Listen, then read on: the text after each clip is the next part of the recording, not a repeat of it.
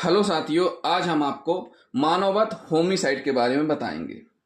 शरीर से संबंधित सभी अपराधों में मानववध सबसे गंभीर स्वरूप का अपराध है।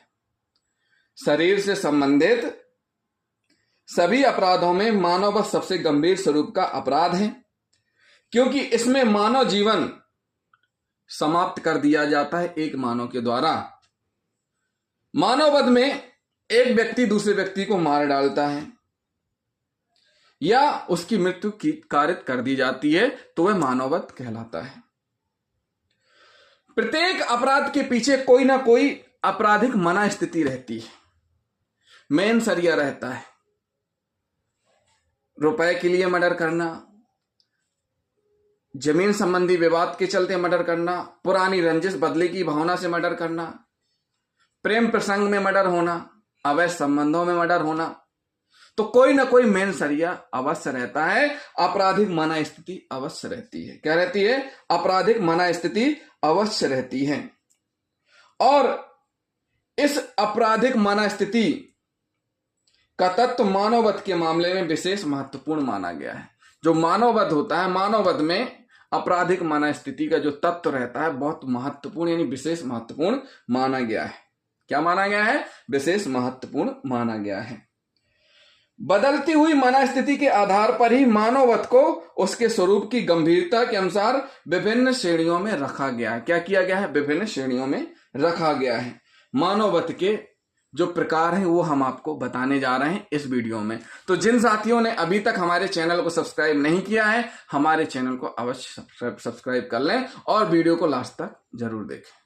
तो सबसे पहले हम आपको बता दें, मानववध के दो प्रकार हैं मेन। कैसे? लॉफुल यानी वैध मानववध, अनलॉफुल यानी अवैध मानववध। इस लॉफुल के जो भी दो प्रकार हैं, न्यायोचित जस्टिफिएबल मानववध, क्षम्य मानववध। तो साथियों, न्यायोचित मानववध क्या होता है ये भी हम आपको बता देते हैं। तथ्य की भूल के अधीन किया गया मानववध। तथ्य की भूल के अधीन किया गया मानववध। न्यायाधीश द्वारा न्यायिक शक्ति के प्रयोग में मृत्युदंड की सजा, न्यायिक आदेश के अनुसरण में किसी व्यक्ति को फांसी देकर उसकी मृत्यु कारित करना, निजी आत्मरक्षा का बचाव आदि को न्यायोचित मानववध की श्रेणी में रखा जा सकता है। क्या किया जा सकता है? मानववध की श्रेणी में रखा जा सकता है। साथियों, एक जो सबसे महत्वपूर्ण बात है, तथ्य की भूल के अधीन किया गया मानववध, इसका मतलब क्या होता है ये भी थोड़ा हम आपको एक्सप्लेन कर देंगे इस वीडियो में। साथियों, ये हमेशा से एक बात रही है कि तथ्य की भूल क्षम्य है, लेकिन विधि की भूल को क्षम्य नहीं माना गया है। क्या नहीं माना गया है? विधि की भूल को क्षम्य नहीं माना गया है। क्यों नहीं माना गया है? उसका रीजन भी हम आपको बता दे रहे हैं कि ऐसा क्यों नहीं माना गया है। साथियों, होता क्या है कि यदि कोई व्यक्ति किसी विधि के अंतर्गत प्राप्त आदेश के पालन में कोई ऐसा कार्य करता है, साथियों, कोई व्यक्ति किसी विधि के अंतर्गत प्राप्त आदेश के पालन में कोई ऐसा कार्य करता है जो भारतीय न्याय संहिता और पुराना कानून भारतीय दंड संहिता की किसी धारा के अनुसार अपराधी की कोटि में आता है, यानी कि वह अपराध की कोटि में आता है, अपराध नहीं माना जाएगा। क्यों नहीं माना जाएगा? वो इसलिए नहीं माना जाएगा क्योंकि विधि के अंतर्गत प्राप्त आदेश के पालन में ऐसा काम किया जा रहा है। उदाहरण के लिए, पुलिस का हेड कांस्टेबल किसी व्यक्ति के पास चोरी का कपड़ा होने के संदेह के आधार पर उसे गिरफ्तार कर लेता है, तो ऐसी दशा में उसे दोषपूर्ण गिरफ्तारी के लिए सिद्ध दोष किया जाना न्यायिक दृष्टि से उचित नहीं माना गया है। क्या नहीं किया गया है? न्यायिक दृष्टि से उचित नहीं माना गया है। इस धारा में सद्भावनापूर्वक जो शब्द है, सद्भावनापूर्वक शब्द के प्रयोग से यह स्पष्ट है कि तथ्य संबंधी भूल का बचाव उपलब्ध होने के लिए आवश्यक है कि कार्य सद्भावनापूर्वक किया गया हो।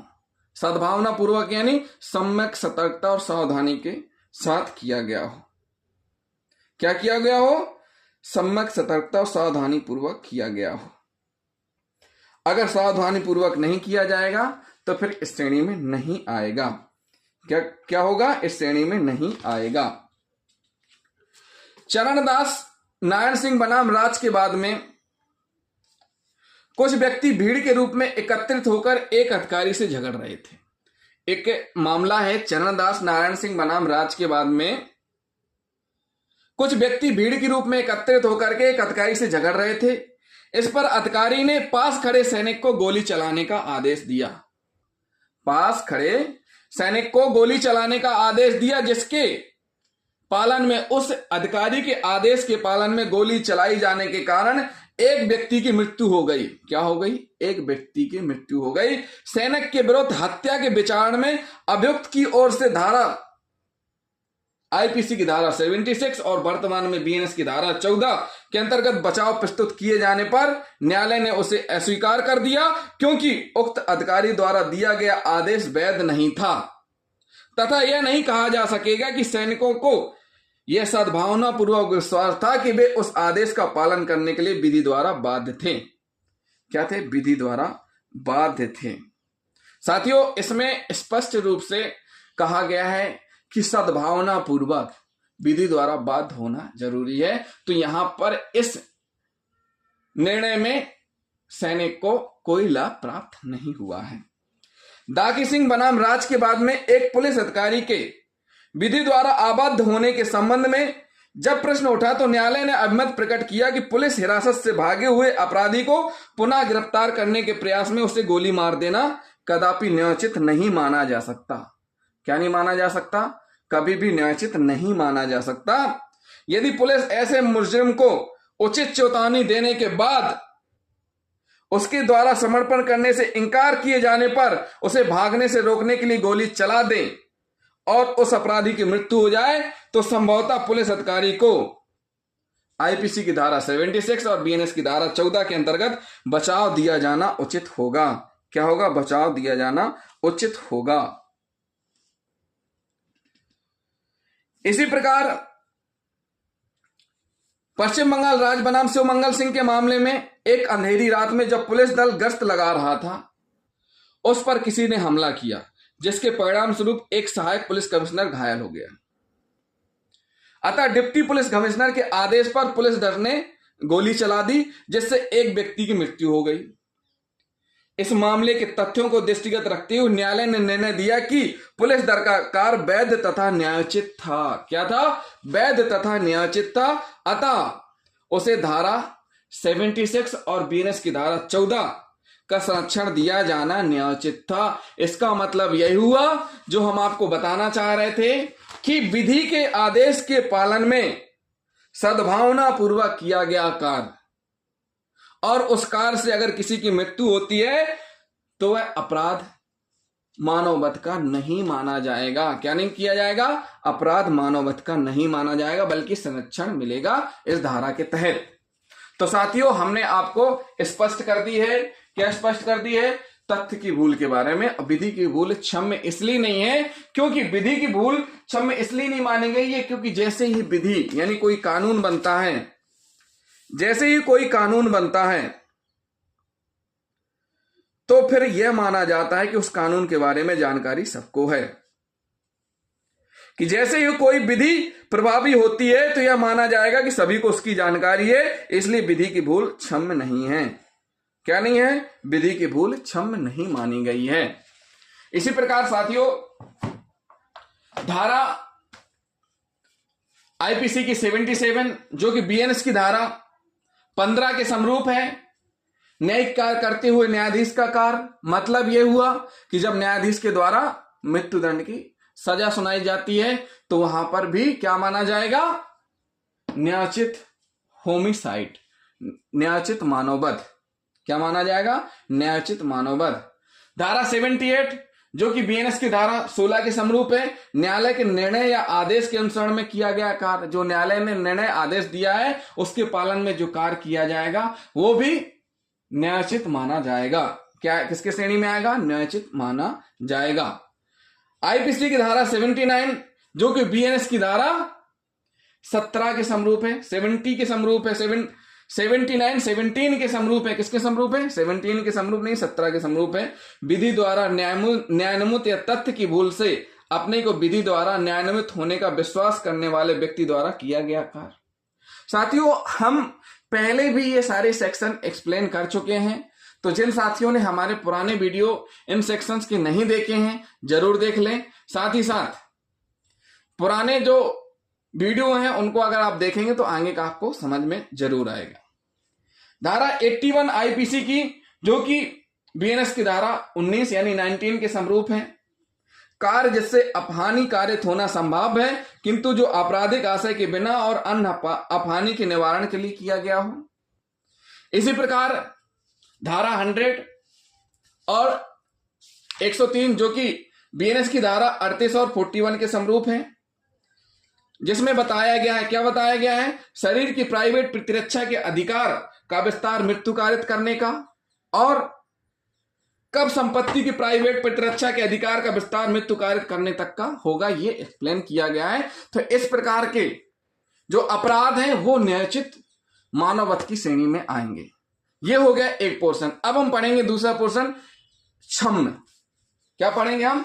क्षम्य की श्रेणी में क्या आएगा, एक्सक्लूसिव होमोसाइड के श्रेणी में कौन कौन से आएंगे वो हम आपको एक्सप्लेन करेंगे इसी में। साथियों होता क्या है कि इसमें स्पष्ट रूप से बताया गया है कि क्षम्य मानववध के अंतर्गत यानी दुर्घटना, दुर्भाग्य आदि के परिणाम स्वरूप कारित मृत्यु, शिशु, विकृत मस्तिष्क व्यक्ति द्वारा तथा नशे की दशा में व्यक्ति द्वारा किया गया मानववध, सद्भावना पूर्वक कार्य के दौरान कारित मृत्यु इस श्रेणी के अंतर्गत आएंगे। क्या आएंगे? इस श्रेणी के अंतर्गत आएंगे। तो साथियों हमने आपको एक्सप्लेन कर दिए हैं और बता भी दिया है। तो बीएनएस की धारा 18 में जो वर्णित है वो आईपीसी की धारा 80 में है। आईपीसी की धारा 80 में क्या है कि दुर्घटना, दुर्भाग्य आदि के परिणाम स्वरूप कारित मृत्यु। फिर है 82 में वर्णित है शिशु द्वारा कारित कोई अपराध या मृत्यु, विकृत मस्तिष्क व्यक्ति द्वारा नशे की दशा में किए गए। तो साथियों इन सेक्शन के बारे में आपको पहले ही बता चुके हैं, तो जिन साथियों ने हमारे पुराने वीडियो नहीं देखे जरूर देख लें। अब बात आती है हत्या, अवैध। अवैध के अंतर्गत क्या क्या आ जाएगा? हत्या यानी जब मर्डर किया जाता है एक व्यक्ति के द्वारा दूसरे व्यक्ति का मर्डर किया जाता है, जो कि आईपीसी की धारा 300 में वर्णित है और बीएनएस में धारा 101 में वर्णित है। नरवध के अंतर्गत आ जाएगा आईपीसी की धारा 299 आपराधिक मानववध, जो कि बीएनएस की धारा 100 में वर्णित है। आईपीसी की धारा 304A और आईपीसी की धारा 306 जो कि बीएनएस की धारा 106, 108 के अंतर्गत वर्णित है। तो साथियों ये हुआ मानववध का प्रकार। कितने प्रकार होते हैं मानववध की हमने आपको बता दिए, साथ ही साथ एक्सप्लेन भी किए हैं। तो जिन साथियों ने अभी तक हमारे चैनल को सब्सक्राइब नहीं किया है हमारे चैनल को जरूर सब्सक्राइब कर लें और वीडियो को लाइक और शेयर करना ना भूलें, साथ ही साथ कमेंट भी करते जाएं। थैंक यू साथियों।